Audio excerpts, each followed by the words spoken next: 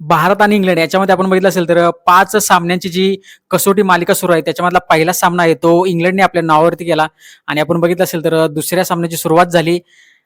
इंग्लंडने भारताला फलंदाजीसाठी आमंत्रित केलं आणि बघितलं असेल तर मित्रांनो एक जबरदस्त असे रेकॉर्ड ब्रेक आपल्याला खेळी पाहायला मिळाली. कारण कर्णधार पदामध्येच आपण बघितलं असेल तर शुभमन गिलने जबरदस्त अशा 269 धावा केल्या. यशस्वी जयस्वालने जबरदस्त ओपनिंग साझेदारी करून दिली आणि त्याच्यानंतर आपण बघितलं असेल तर रवींद्र जडेजा याने जबरदस्त अशा 89 धावा केल्या. वॉशिंग्टन सुंदरने 42 आणि या बदल्यामध्ये आपण बघितलं असेल तर आपल्याला 587 धावांचा डोंगर उभा करता आला. आपण बघितलं असेल तर बॉलिंगमध्ये सुद्धा जबरदस्त असे आकाशदीप असेल, मोहम्मद सिराज असेल यांनी जबरदस्त खेळी केली.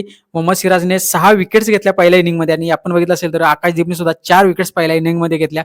त्याच्यानंतर दुसऱ्या इनिंगची सुरुवात झाली. आपण बघितलं असेल तर के राहुल असेल, शुभमन गिलने पुन्हा एकदा शतकीय खेळ केली. मित्रांनो तो असा करणारा पहिला कर्णधार बनला आणि आपण बघितलं असेल तर भारताने 1000 पेक्षा जास्त पहिलीच वेळ आहे भारताने कसोटी सामन्यामध्ये एवढ्या धावा बनवल्यात आणि बघितलं असेल तर रेकॉर्ड ब्रेक अशी इनिंग आपल्याला पाहायला मिळाली आणि आपण बघितलं असेल तर आकाशदीपने पुन्हा एकदा 6 विकेट्स काढले आणि मित्रांनो 336 धावांनी हा जो सामना आहे तो टीम इंडियाला जिंकता आला. खरंच सर्व जे खेळाडू आहेत त्यांनी आपापलं योगदान दिलं आणि हा जो सामना होता तो खूप मोठ्या धावांनी 336 धावांनी हा